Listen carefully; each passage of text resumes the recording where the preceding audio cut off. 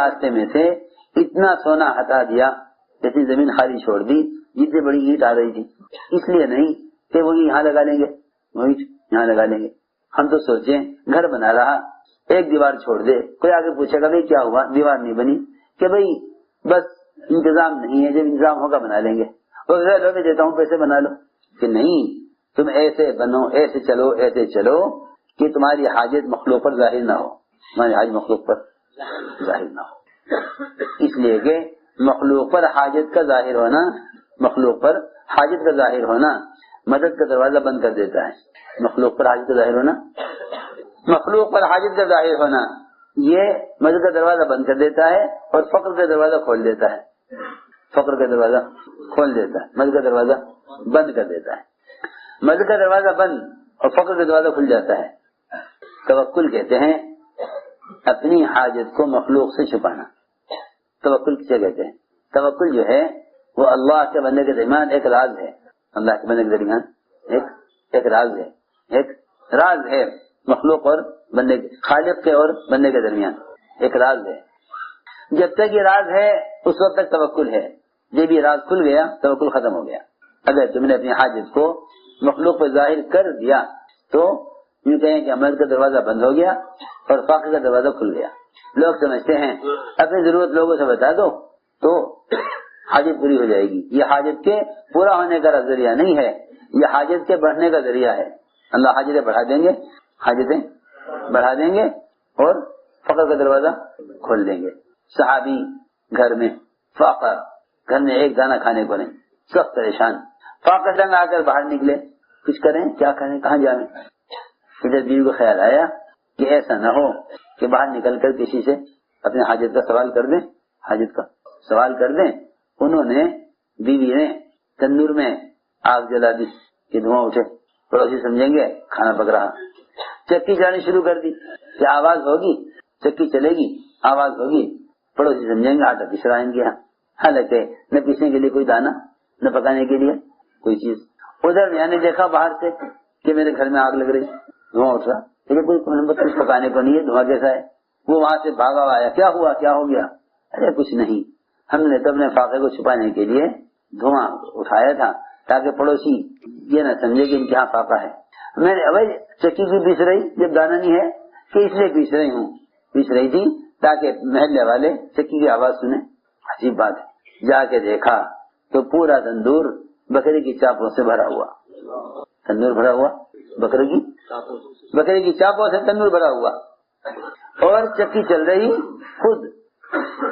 اب تو بجلی کی چکیاں چلتی ہیں بجلی سے، وہ چکی خود چل رہی تھی بغیر چلائے، اور اس کے اندر سے آٹا نکل رہا تھا۔ جب آٹا ضرورت کے مطابق ہو گیا تو انہوں نے چکی کو روکنا چاہا، وہ رکی نہیں، انہوں نے پکڑ کے پاٹ اس کا چکی کا اوپر سے اٹھا دیا، کھانا کھا لیا۔ صبح کا عرض کیا کہ یہ رات تو یہ ہوا۔ حضور اکرم صلی اللہ علیہ وسلم نے فرمایا کہ اگر تم اس چکی کو نہ روکتے اور چلنے دیتے اس کو تو یہ قیامت تک چلتی رہتی۔ سوچے تو صحیح، ایک آدمی کے، ایک مرد عورت کے اپنے فاقہ چھپانے پر قیامت تک چلی چکی چلتی رہتی۔ اگر ہم سب یہ طے کریں اپنے حاجت کو اس میں ظاہر نہیں کریں گے تو کتنی مدد آئے گی اللہ کی۔ دیکھو تو صحیح، ایک میاں بیوی حاجت کو چھپانے کے لیے چکی چلائی تھی، وہ اللہ تعالیٰ نے اسی چکی میں سے آٹا نکال دیا۔ ہم تو اللہ کی قدرت یہاں تک سمجھیں کہ پہلے آپ زمین میں کاشت کریں، پھر اس سے غلہ ہوگا، پھر اس سے گیہوں آئے گا، پھر اس سے آٹا بنے گا۔ ہم تو یہاں تک سمجھتے اللہ کی قدرت نہیں، قدرت یہی نہیں ہے کہ زمین سے غلہ اگ رہا ہے، بلکہ اللہ تعالیٰ کی قدرت اس سے بہت آگے ہے کہ وہاں چکی سے آٹے کے بغیر آٹا نکلے۔ ابراہیم علیہ السلام کے لیے پوری مٹی کی بھری ہوئی بوری، اس کو اللہ نے آٹے میں تبدیل کر دیا۔ اگر یہ تم سے اپنی بڑائی بیان کرا کے تم سے غلے کا وعدہ کرتے ہیں تو ہم تمہیں زمین اور غلے کے بغیر ہی غلہ دے دیتے ہیں۔ یہ جو مٹی بھری ہوئی تھی، مٹی سے بھری ہوئی بوری تھی، اس کو آٹے میں تبدیل کر دیا۔ ساری بوری ابراہیم علیہ السلام کے لیے مٹی کی بوری آٹا بن گئی۔ تم اپنی حاجت کو مخلوق سے چھپاؤ اور تم مخلوق سے ملنے کا انکار کرو، ہم تمہیں دکھلائیں گے کہ اللہ کی ذات سے لینا کسے کہتے ہیں۔ یہ میں نے عرض کیا کہ حاجت جب تک راز رہے بندے کے اور خالق کے درمیان اس وقت تک توکل ہے۔ جب حاجت ظاہر ہو جائے مخلوق پر اب توکل ختم ہو گیا۔ تم نے ہمارے غیر سے کیوں کہا؟ ہمارے غیر سے؟ کیوں کہا؟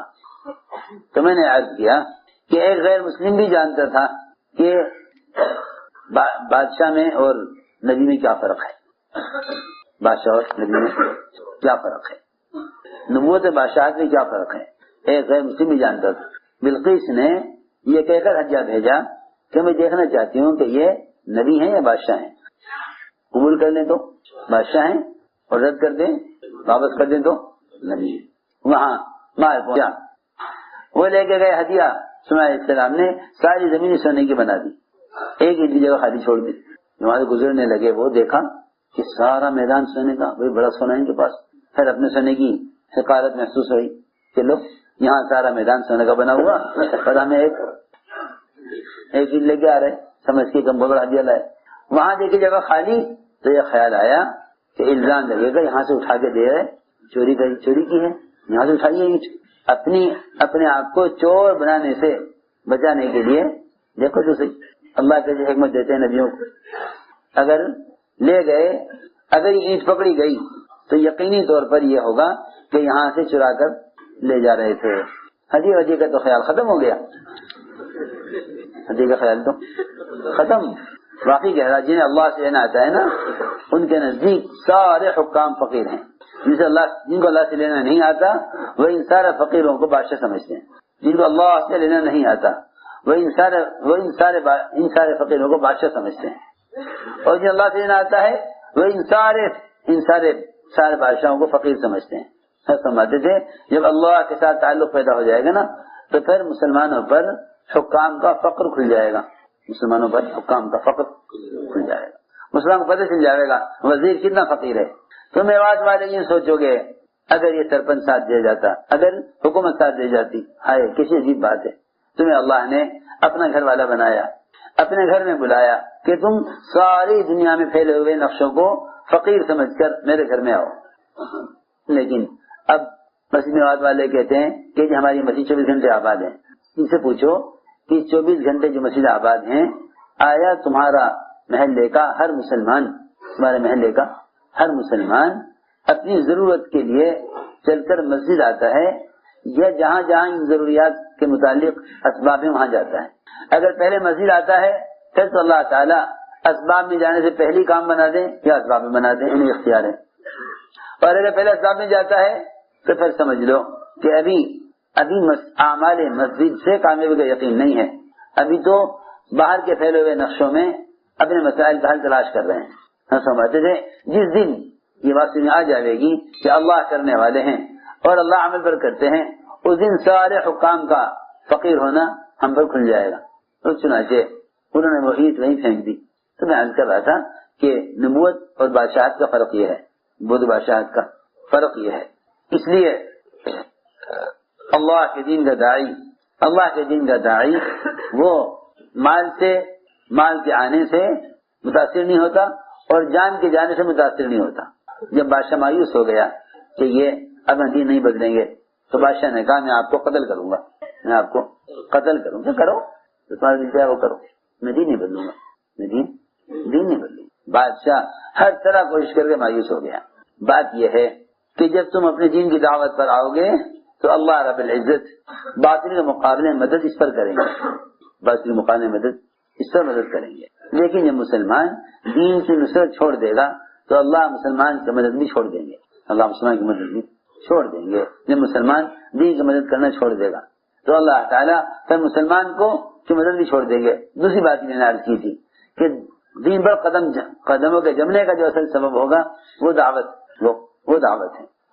یہ فرمایا ان تنصروا اللہ ینصرکم ویثبت اقدامکم، اگر تم اس دین کا مددگار ہو تو اللہ تمہاری مدد کرنے والے ہیں اور تمہارے قدموں کا دین پر جمانے والے ہیں۔ اس لیے فرمایا کہ اپنے دین کے مددگار بنو، اپنے دین کے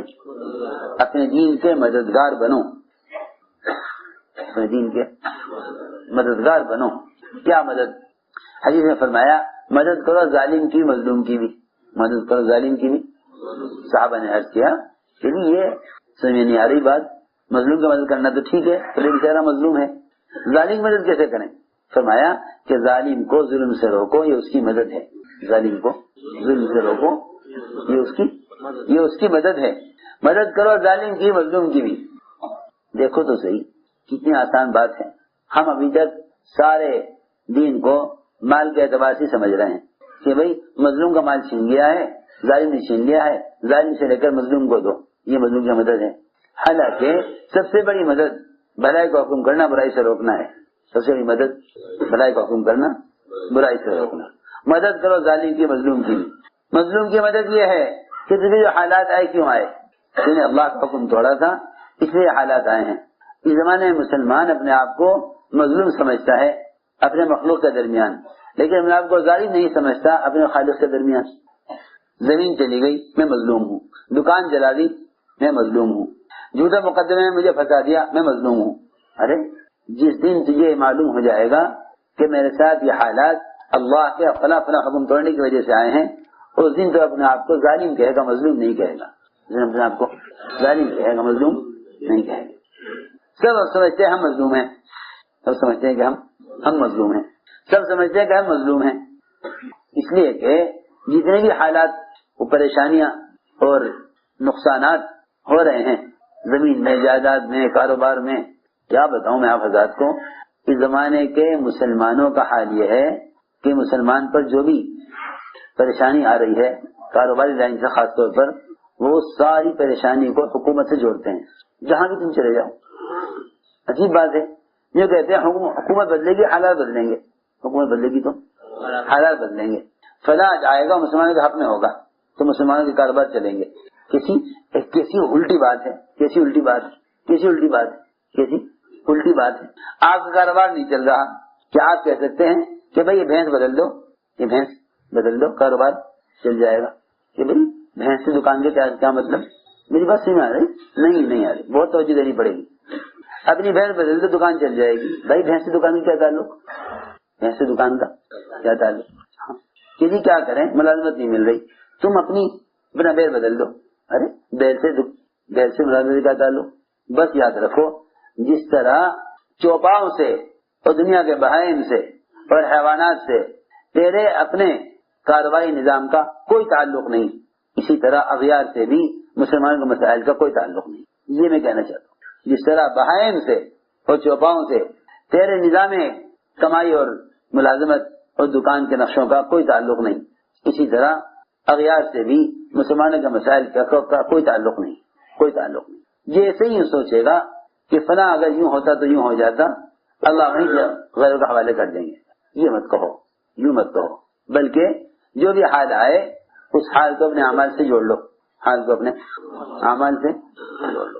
دیکھو میں تم سے یقین سے کہہ سکتا ہوں کہ جو مسلمان اپنے نقصانات کو اپنے اعمال سے جوڑے گا نا، وہ مخلوق کو الزام نہیں دے گا، مخلوق کو الزام نہیں دے گا. مخلوق کو الزام وہ دیتے ہیں جو حالات کو مخلوق سے جوڑتے ہیں، جو حالات کو مخلوق سے جوڑتے ہیں وہ الزام کس کو دیتے ہیں؟ مخلوق کو دیتے ہیں. آسان سی بات ہے، اگر سمجھ کے سنو. جو اپنے حالات مخلوق سے جوڑتے ہیں وہ الزام مخلوق کو دیتے ہیں، اور جو اپنے حالات اپنے اعمال سے جوڑ لیں وہ اپنے آپ کو مظلوم کہیں گے. کیوں بھائی؟ وہ اپنے آپ کو ظالم کہیں گے کہ ہاں ظلم ہم نے کیا، ظلم ہم نے کیا، ہم نے حکم توڑا تھا، یہ حالات آئے. اللہ تعالیٰ کا نظام ہے کہ جو اللہ کے احکام توڑتا ہے اللہ رب العزت کسی بھی مخلوق کو کسی بھی شکل میں اس پر مسلط کر دیتے ہیں، اس پر مسلط کر دیتے ہیں. یہ بیچارہ سوچتا رہتا ہے کہ جب یہ حد کے دوسرے آئیں گے تو وہ اچھے ہوں گے. ان کے بدلنے سے تیرے حالات کے بدلنے کا کوئی تعلق نہیں، حکام کے بدلنے سے حالات کے بدلنے کا کوئی تعلق نہیں. اس لیے کہ مسلمان کے حالات کا تعلق احکام سے ہے، حکام سے نہیں ہے. یہ بھی غلط خیال ہے کہ بھئی جتنے حکام ہیں وہ غیروں کے حق میں تو اچھے ہیں، ہمارے حق میں برے ہیں. یہ کیسے ہو سکتا ہے؟ جتنے حکام ہیں وہ غیروں کے حق میں تو اچھے ہیں، ہمارے حق میں برے ہیں. وہاں تو اللہ تعالیٰ نے اپنے نہ ماننے والوں کو دنیا دی ہی اس لیے ہے کہ آخرت میں ان کا کوئی حصہ نہیں ہے، آخرت میں کوئی حصہ نہیں. مسلمان کو مال دیا ہی نہیں، دیا ہے تو امتحان کے لیے دیا ہے. غیروں کو مال دیا ہے اطمینان کے لیے دیا ہے.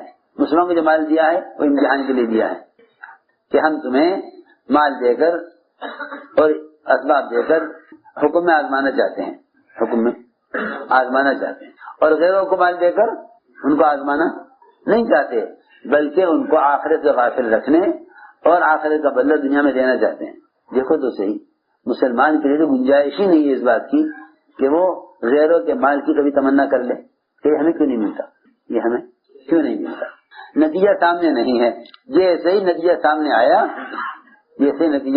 سامنے آیا اس وقت کہنے لگے قارون کو دیکھ کر، اے اللہ تم نے کتنا بڑا احسان کیا کہ مال نہیں دیا.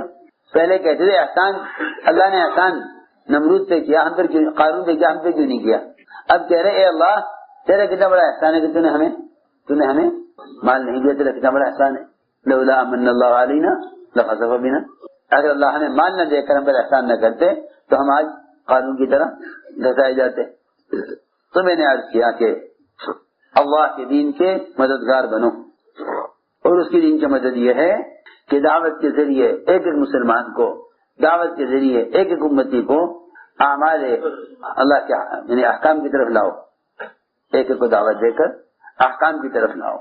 اگر تم اس کے دین کے مددگار ہوگے تو وہ تمہارا مددگار ہے اور تمہارے قدموں کو دین پر جمانے والا ہے، تمہارے قدموں کو دین پر جمانے والا ہے. ان تنصروا اللہ ینصرکم ویثبت اقدامکم. یہ بات تو سورج کی روشنی سے بھی زیادہ واضح ہے، یہ بات تو سورج سے بھی زیادہ واضح ہے کہ مسلمان کو اپنے دین پر استقامت اپنے دین کی دعوت سے رہے گی. یہ بات تو پکی بات ہے کہ مسلمان کو دین پر استقامت اپنے دین کی دعوت سے رہے گی. کیونکہ جب کوئی اللہ کی طرف بلاتا ہے، جب کوئی اللہ کی طرف بلاتا ہے پھر اس کے راستے میں کوئی رکاوٹ بنتا ہے، اس کے راستے میں کوئی رکاوٹ بنتا ہے تو پھر اللہ تعالیٰ مقابلے پر خود آ جاتے ہیں، اللہ مقابلے پر خود آ جاتے ہیں. دیکھو میں مثال کرتا ہوں، شیطان سب سے پہلے کام کرنے والوں کو اللہ کی مدد سے مایوس کرتا ہے، پہلے اللہ کی مدد سے مایوس کرتا ہے. کیونکہ جب کسی بھی میدان میں چاہے وہ دنیا کے کام ہو یا دین کے، جب کسی بھی میدان میں مدد سے آدمی مایوس ہو جاتا ہے نا تو پھر اس کے قدم اکھڑ جاتے ہیں. مایوس کسی میدان میں جب آدمی مدد سے مایوس ہو جاتا ہے نا، اب کچھ نہیں ہو سکتا تو پھر اس کے قدم اکھڑ جاتے ہیں. جب حضور اکرم صلی اللہ علیہ وسلم کی وفات ہوئی، ہر طرف سے کفر نے اور نفاق نے سر اٹھایا کہ یہ موقع اچھا ہے. سب سے پہلا کام کفار اور منافقین نے یہ کیا کہ آپ کی وفات پر یہ بات اٹھائی کہ دیکھو بھائی اب تک تو ان کی مدد ان کے نبی کی وجہ سے ہوا کرتی تھی، وہ تو دنیا سے چلے گئے، اب وہ مدد نہیں ہوگی جو پہلے ہوا کرتی تھی. یہ میں تم سے سچی بات بتا رہا، یہ صرف آپ کے زمانے میں نہیں، ہر زمانے میں یہ بات ہوئی. آج بھی یہی بات ہے، آج بھی یہی بات ہے کہ باطل اور شیطان اور منافقین زبانی بھی اور دلوں کے اندر بھی، کانوں میں بھی دلوں میں بھی یہ بات ڈالیں گے کہ بھائی اب وہ کام نہیں جو پہلے تھا، اب وہ مدد نہیں ہوگی جو پہلے ہوا کرتی تھی. ہاں، تاکہ یہ اس کام پر اللہ کی مدد کا یقین ان کی دل سے نکل جائے تو پھر یہ مایوس ہو کر بیٹھ جائیں کہ اب کچھ نہیں ہو سکتا. یہ شیطان کی بہت بڑی چال ہے. بہت غور سے سننا بات. اللہ کی مدد سے مایوس کرے گا پہلے. یہ شیطان کا کام ہے کہ پہلے ان کو مدد سے مایوس کرو. حضور اکرم صلی اللہ علیہ وسلم نے اپنی امت کو اس مایوسی سے بچانے کے لیے صحابہ سے فرمایا کہ تمہارے بعد کچھ لوگ، تمہارے بعد جو لوگ آئیں گے ان میں ایک آدمی کی مدد 10 کے برابر ہوگی. ایک مومن کی مدد 10 کے برابر. تو صحابہ نے عرض کیا کہ ان میں سے 10 کے برابر یا ہم میں سے 10 کے برابر؟ فرمایا کہ نہیں، تم میں سے 10 کے برابر، یعنی 10 صحابہ کے برابر ایک مومن کی مدد. اور ایک روایت میں فرمایا کہ 50 صحابہ کے برابر ایک مومن کو اجر ملے گا. کتنی؟ 50 صحابہ کے برابر ایک مومن کو اجر، 50 صحابہ کے برابر ایک مومن کو اجر، اور 10 صحابہ کے برابر ایک مومن کی مدد. 50 صحابہ کے برابر ایک مومن کو اجر اور 10 صحابہ کے برابر ایک مومن کی مدد. آپ نے پہلے ہی بتلا دیا کہ وہ زمانہ آئے گا کہ باطل تمہیں اللہ کی مدد سے مایوس کرے گا. اللہ تعالیٰ کی تو اس کام کے ساتھ ایسی مدد ہے. اللہ اکبر. دیکھو حضور اکرم صلی اللہ علیہ وسلم جس کام کے لیے بھیجے گئے ہیں، اس کام میں جو مدد اللہ تعالیٰ نبی کی کرنے والے ہیں وہ مدد قیامت تک ایمان والوں کی کرنے والے ہیں. یہ نہیں کہ جو مدد آپ کے زمانے میں ہوگی بعد میں نہیں ہوگی، یہ بات نہیں ہے، بلکہ قیامت تک مدد کا وعدہ ہے کہ ہم جس طرح نبی کی مدد کر رہے ہیں اس طرح قیامت تک آنے والے سارے ایمان والے کی مدد اسی طرح کریں گے. انا لننصر رسلنا الذین آمنوا فی الحیات الدنیا ویوم یقوم الاشہاد. جس کام کے لیے آپ کو بھیجا گیا ہے، میری بات بہت توجہ سے سننا ہے. نبی کے ساتھ دو چیزیں ہیں، ایک یہ دعوت اللہ کی محنت، اور دوسرے کیونکہ نبی بشر ہیں، نبی بشر ہیں، انسان ہیں، ایک ان کی اپنی ذاتی ضروریات. میری بات توجہ سننی ہوگی بہت. انسان کی ایک اپنی چاہتیں ہوتی ہیں، چاہت. حضور اکرم صلی اللہ علیہ وسلم نے حضرت زینب کے یہاں شہد پیا. زینب کے یہاں شہد پیا، آپ نے زینب کے یہاں شہد پیا. باقی جو بیویاں تھیں وہ انتظار میں کہ آپ ہمارے ہاں اب تک کیوں نہیں آئے، کیونکہ عصر کے بعد کا آپ کا معمول ازواج مطہرات کے پاس جانے کا تھا. آپ تھوڑی تھوڑی دیر عصر کے بعد سب بیویوں گھروں میں ہو کر آتے تھے. حضرت زینب کے یہاں گئے تو حضرت زینب نے کہا کہ شہد میرے یہاں آیا ہوا ہے اور میں آپ کو شہد پلاؤں، آپ کو پانی میں گھول کر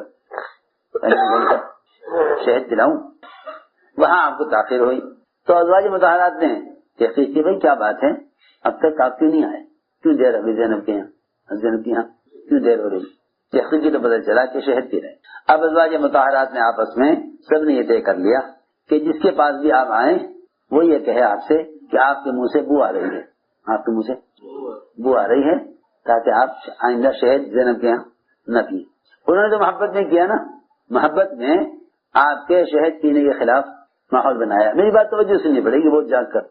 بیویوں نے کس نے محبت میں آپ آئندہ دیر نہ کریں زینب کے یہاں، ہر ایک کی چاہت میرے یہاں ہے. تو محبت میں بیویوں نے آپ کو شہد پینے سے روکنے کے لیے ماحول بنایا. سب سے کہہ دیتا عائشہ نے، حضرت حفصہ نے، کہ دیکھو جو بھی جس کے پاس بھی آویں وہ یہ کہ آپ کے منہ سے بو آ رہی، جس گھر میں جانے وہ کہ آپ کے منہ سے بو آ رہی.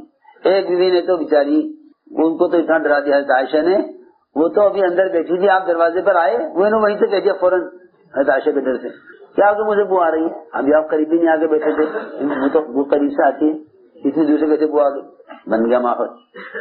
جب آپ نے دیکھا ہر ایک ہی کہہ رہا ہے تو آپ نے قسم کھا لی کہ آپ شہد نہیں پیئیں گے.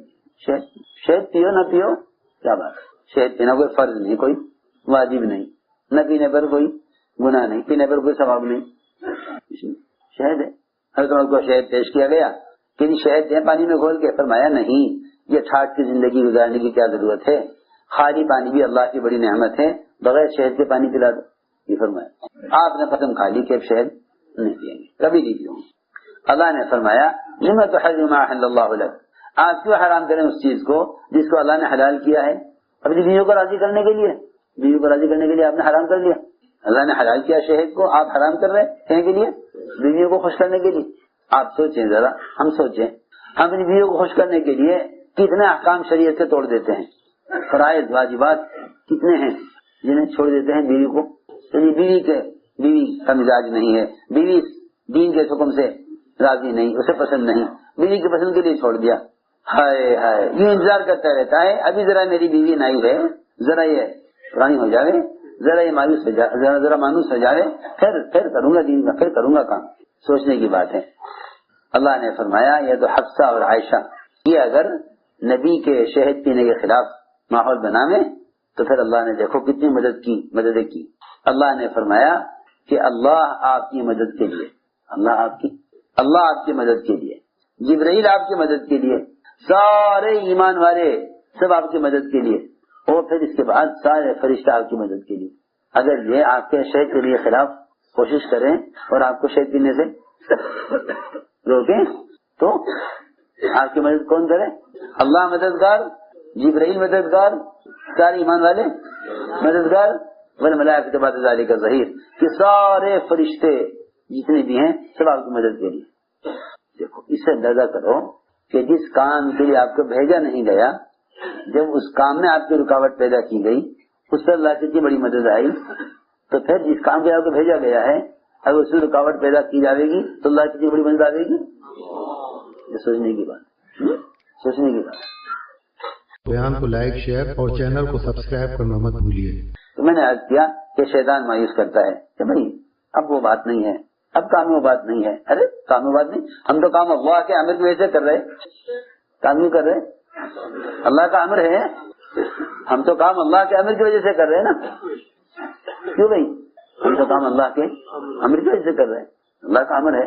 اس لیے یہ بات یاد رکھو، اس کام کو کرنے میں یہ مت دیکھو کہ کیفیت کیا بن رہی، تو کیفیت ایک حال ہے، کبھی ہوگا کبھی نہیں ہوگا، کیونکہ شیطان کا کام یہ ہے کہ وہ عمل کی مٹھاس کو چھپا لیتا ہے، کڑواہٹ کو ظاہر کرتا ہے، اور گناہ کی کڑواہٹ کو چھپا لیتا ہے اور گناہ کی مٹھاس کو ظاہر کرتا ہے۔ شیطان کو یہ عمل کا حاصل ہے کہ شیطان کا کام یہ ہے کہ وہ گناہ کی حلاوت کو ظاہر کرے اور گناہ کی کڑواہٹ کو چھپا لے تو گناہ مزہ آوے، اور عبادت کی حلاوت کو چھپا لے اور گناہ کی بلکہ اعمال کی حلاوت کو چھپا لے اور اعمال کی کڑواہٹ کو ظاہر کرے، اور گناہ کی کڑواہٹ کو چھپا لے اور گناہ کی حلاوت کو ظاہر کرے، تو آدمی کو گناہ میں مزہ آتا ہے اور اعمال میں مزہ نہیں آتا، اعمال میں مزہ نہیں آتا۔ تم سچی بتاؤ، جس آدمی کو تیز بھوک لگی ہوئی ہو اسے کھانا کھانے میں نمک کا خیال آئے گا؟ نہیں آئے گا، پکی بات نہیں آئے گا، کیونکہ اس وقت اس کے اندر کھانے کی طلب ہے، کھانے کی طلب ہے۔ وہ یہ نہیں کہے گا نمک نہیں ہے، یہ نہیں کہے گا نمک نہیں ہے، کھانے کی طلب ہے، بھوک لگی ہوئی ہے، بھوک اپنی جان بچانے کے لیے کھا رہا ہے، نمک کا خیال نہ آئے گا۔ بس جو اپنی نجات کے لیے دعوت کام کو کرے گا اور اس کا خیال نہیں آئے گا کہ مزہ آ رہا ہے یا نہیں آ رہا، اللہ کا امر ہے، اللہ کا امر ہے، اس کام کو اللہ کے امر کی وجہ سے کرو، نہ کہ کسی کیفیت کی وجہ سے۔ کیوں؟ اس لیے کہ کیفیت ایک حال ہے جو بدلتا رہے گا، کیفیت حال ہے۔ اس لیے میں نے شروع سے کہہ رہا ہوں کہ کام کرنے میں حالات کو مت دیکھو، کام کرنے میں حالات کو مت دیکھو، بلکہ اللہ کا حکم، کہ اللہ کا حکم اس لیے کر رہے ہیں، اللہ کا حکم ہے، ہم تو کام اللہ کے حکم کی وجہ سے کر رہے ہیں، کام اللہ کے حکم کی وجہ، اللہ کا حکم ہے اس لیے کر رہے ہیں، کام اللہ کا حکم ہے اس لیے کر رہے ہیں۔ اس لیے یاد رکھو، اللہ کے راستے میں پھرنا یہ اللہ کا امر ہے، یہ اللہ کا امر ہے۔ انفروا خفافا وثقالا، پھرو اللہ کے راستے میں، تم ہلکے ہو یا بھاری۔ مقداد رضی اللہ تعالیٰ اتنے موٹے صحابی تھے، اتنے بھاری بدن تھے کہ جب وہ اپنے تخت پر بیٹھتے تھے تو ان کا گوشت تخت سے باہر لٹک جاتا تھا، اتنے بھاری بدن، ہر سال نکلتے تھے۔ لوگوں نے کہا کہ مقداد آپ معذور ہیں، آپ معذور ہیں، اللہ نے آپ کو معذور قرار دیا ہے۔ فرمانے لگے کہ اللہ نے مجھے معذور نہیں کہا قرآن میں، اللہ نے تو میرے عذر کا انکار کیا ہے، اللہ نے مجھے یہ نہیں کہا کہ مقداد تم معذور ہو، بلکہ اللہ نے یہ کہا کہ مقداد تم معذور نہیں ہو۔ اچھا وہ کیسے؟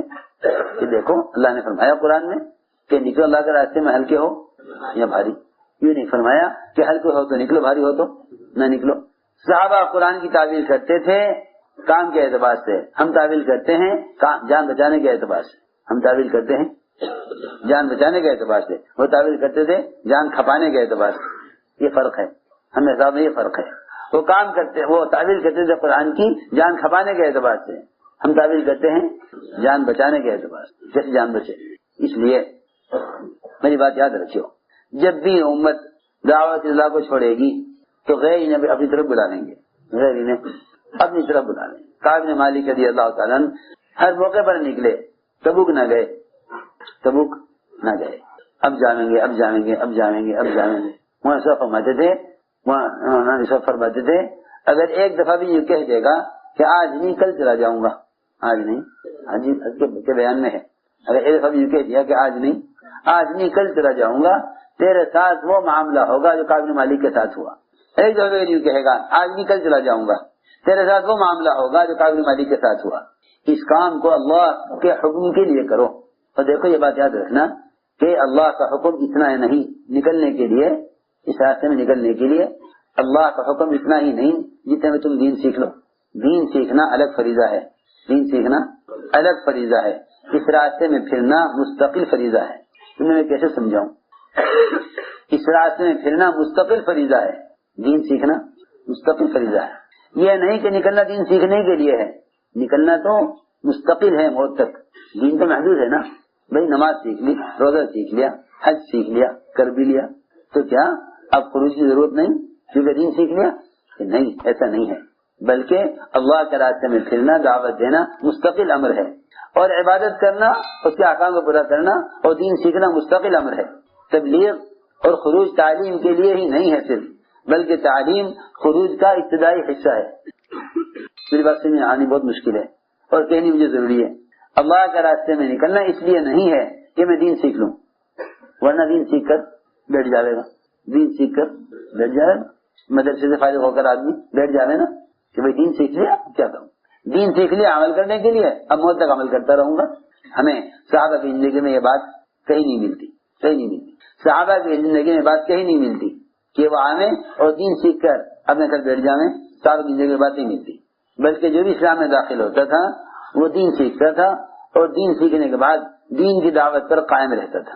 مولوی صاحب کے ملفوظات پڑھا کرو، مولوی صاحب کے ملفوظات پڑھا کرو شوق سے، اس سے اندازہ ہوگا کہ حضرت کے ملفوظات میں، موسیٰ کے بیانات میں خروج کی کیا اہمیت تھی، ورنہ آج کے لیے ذہن بن کے رہ گیا کہ بھئی تبلیغ میں نکلنا دین سیکھنے کے لیے ہے، اور دین سیکھنے کے اور بھی راستے ہیں، دین سیکھنے کے اور بھی راستے ہیں، اور کے لیے سیکھ لو، اور اگر تم نے تبلیغ میں دین سیکھ لیا ہے تو سیکھ لیا، اب جاؤ عمل کرو کہ ہاں دین پر چلنا مستقل حکم ہے اللہ کا، اور دین کو دنیا میں قائم کرنا مستقل حکم ہے۔ حضرت فرمایا کرتے تھے اگر اللہ کے راستے میں پھرنا نہ ہوتا تو میں دنیا میں رہنا پسند نہ کرتا۔